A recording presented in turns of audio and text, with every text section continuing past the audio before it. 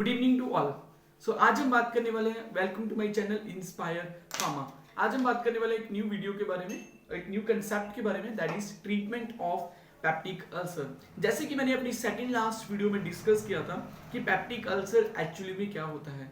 मैंने डिस्कस किया था कि what are the causes which are responsible behind the peptic ulcer, and मैंने ये भी डिस्कस किया था क्या क्या साइंस एंड क्या क्या सिम्टम्स रहते हैं which are responsible for causing the peptic ulcer. आज हम बात करने वाले हैं what can be the treatment strategies that we can use for the treatment of peptic ulcer and what are the various drugs and the medicines that we can use against the peptic ulcer. मैंने ये बताया था कि peptic ulcer actually occur to the patient due to the imbalance between the defensive factor and aggressive factors. There are the number of defensive factor like mucus, like bicarbonate, epithelial regeneration, cell and mucosal blood flow जो हमारे patient की body को peptic ulcer नहीं होने देते। Side wise बहुत सारे aggressive factors होते हैं जैसे कि H. pylori, excessive gastric acid secretion, ये सभी क्या करते हैं, ये सभी उस म्यूकोजल लाइनिंग को डैमेज कर देते हैं जिसकी वजह से पेशेंट को पेप्टिक अल्सर हो सकता है।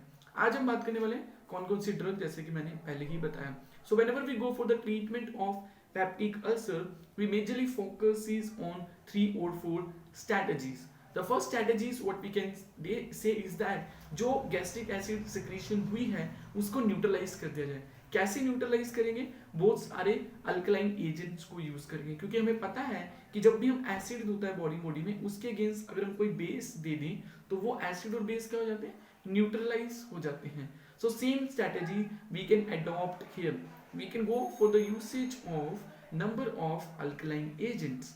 ओके, ये एजेंट एग्जांपल्स ऑफ दिस इन agent include the sodium bicarbonate, calcium hydroxide, magnesium hydroxide. इन सभी में क्या होता है OH, hydroxide ion.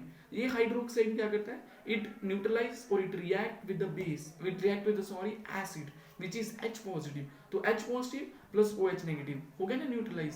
So yes, these are the drugs which we can use against the treatment of peptic ulcer. So हमारी first strategy क्या थी, जो एसिड सिक्रीट हो चुका है उसके अगेंस्ट एक बेसिक एजेंट को यूज कर ले हम, ठीक है। अब एक नेक्स्ट पॉइंट जो इन ड्रग के बारे में जानना जरूरी है, this drugs only provide the symptomatic relief to the patient. अब बात करते हैं कि what is meaning of this symptomatic relief. आप जब भी फार्माकोलॉजी में और जब भी आप कुछ ड्रग्स के बारे में पढ़ोगे तो आप कुछ ड्रग्स में ये जरूर देखोगे कि this are the drugs which only provide the symptomatic relief. चलो मैं इसका आपको मतलब बताता हूँ एक्चुअली में क्या मतलब है इसका। होता क्या है कि certain whenever the patient is suffering from the peptic ulcer he is having the symptoms। किस तरह के सिम्टम, क्योंकि उसके पेप्टिक अल्सर में गैस्ट्रिक एसिड की सिक्रीशन बढ़ जाती है तो उस एक्सेसिव गैस्ट्रिक एसिड सिक्रीशन के अगेन की वजह से हार्टबर्न सेंसेशन और pain kind of symptoms patient को होने लगते हैं। तो हम क्या कर सकते, ये जो ड्रग्स होते हैं वो अल्सर को कोई कुछ नहीं करते, वो क्या करते हैं उन सिम्टम्स से पेशेंट को रिलीफ प्रोवाइड करते हैं। मतलब पेशेंट की पेन कम हो जाएगी और हार्टबर्न सेंसेशन जो कि एक्सेसिव गैस्ट्रिक एसिड सिक्रीशन की वजह से हो रही थी, क्योंकि एसिड को तो हमने न्यूट्रलाइज ही कर दिया, ठीक है। So this is the first category of drugs. Second category of drugs we can use is जो गैस्ट्रिक एसिड सिक्रीशन हो रही है उसको क्यों ना कम कर दे, पहले से उसको पीछे से स्टॉप कर दे।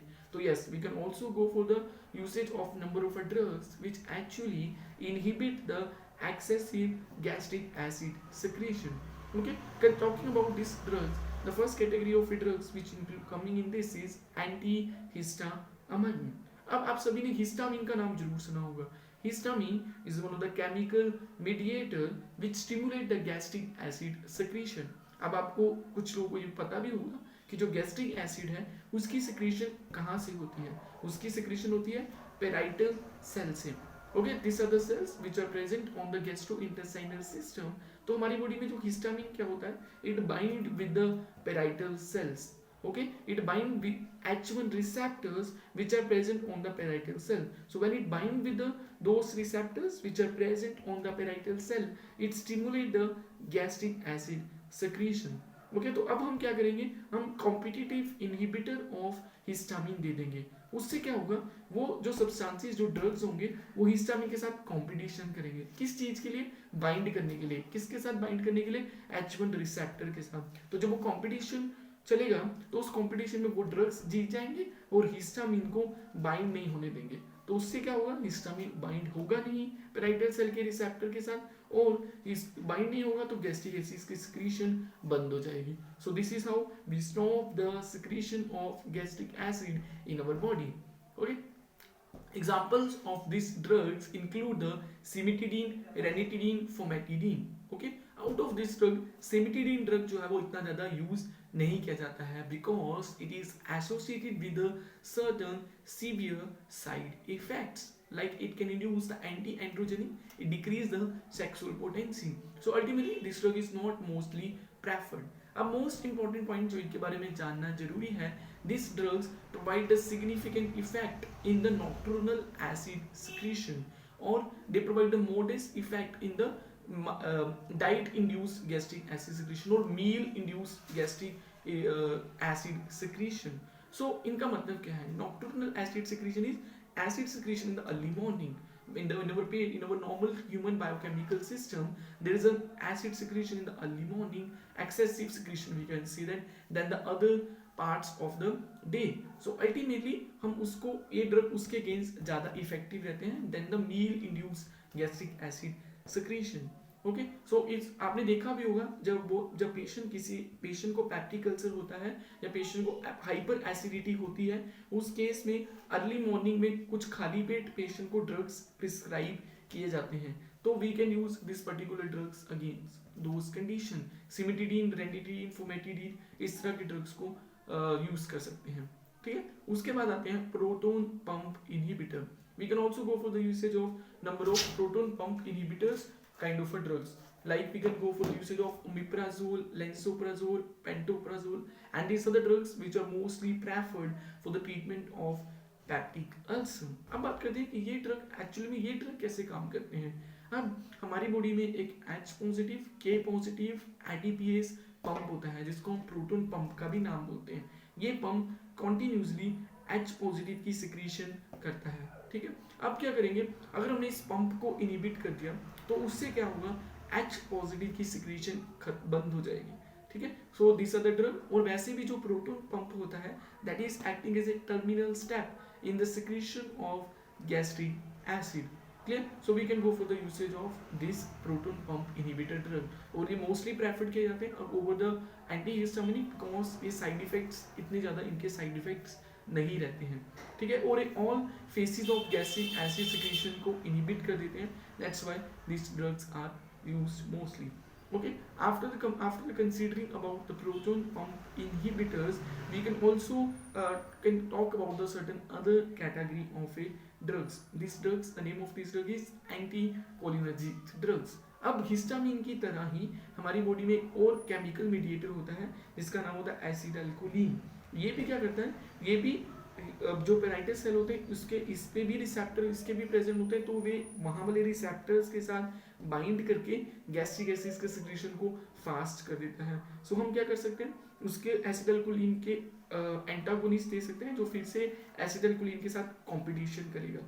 Examples of anticholinergic drugs include the pirenzepine. This is one of the drug which can be used, but ये ड्रग्स होते हैं कि कुछ सीवियर साइड इफेक्ट्स आते हैं जैसे dry mouth, blood vision, tachycardia, तो इसकी वजह से भी इनको भी इतना ज़्यादा प्रेफर्ड नहीं किया जाता है. ठीक है, ये तीन कैटेगरी ऑफ ड्रग हैं जो गैस्ट्रिक एसिड की सिक्रीशन को इनहिबिट कर देते हैं एंड पेशेंट को रिलीफ प्रोवाइड करते हैं from the gastric ulceration. Coming to the next category of drugs which ultimately form a protective lining over the mucosa in the stomach. They are known as ulcer protective drugs. एक होते हैं cytoprotective और एक होता है ulcer protective. Cytoprotective मतलब ये drug वो ड्रग्स रहते हैं जो basically number of defensive factors को स्टिमुलेट कर देते हैं, जैसे कि म्यूकस के सिक्रीशन को बढ़ा देते हैं, बायोकार्बोनेट की सिक्रीशन को बढ़ा देते हैं, म्यूकोजल ब्लड फ्लो की सिक्रीशन को भी बढ़ा देते हैं. ठीक है, so this are the one of the drugs which can be used for the treatment of ulcer. उसके बाद we can also go for the usage of ulcer protective जैसे कि sucralfate and bismuth substrate. ये drug क्या करते हैं, these drugs form a protective lining over the mucosa. By forming a protective lining over the mucosa, they decrease the gastric acid secretion in our body. Clear? So ये हो गए ulcer protective kind of a drugs. उसके बाद last and not least the drugs which are used against the ulcer caused by the pathogenic microorganism. The one of the pathogenic microorganism that is H. pylori. We know, हमने अपनी video में discuss किया था कि H. pylori that is Helicobacterial pylori which is a gram negative bacteria is one of the major cause behind the peptic ulcer. So अगर किसी patient को उस बैक्टीरिया की वजह से अल्सर हुआ है तो हमें एंटीबायोटिक्स पेशेंट को देनी पड़ेगी.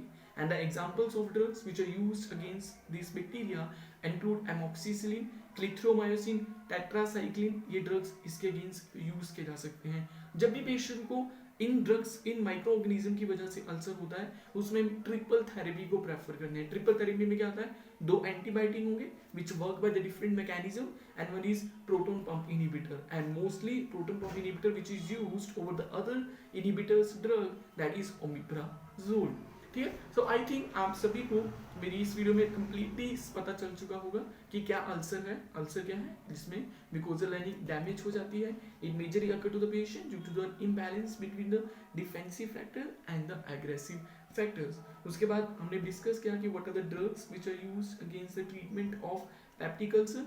Number of antacids, acid neutralizing agent, antibiotics use कर सकते हैं हम. And also we have discussed about the number of proton pump inhibitors, antihistaminic drug, anticholinergic drug और cytoprotective भी डिस्कस किए थे. ठीक है. सो इसके बाद भी अगर आपको कुछ भी डाउट होगा related to the ulcer, relating to the treatment of ulcer, related to symptom and causes, any doubt you can ask me in the comment section. I will try my best to reply the answer of your question. Okay, we will meet in the next video with more discussion about the certain new disease. Thank you so much and keep supporting. Thank you.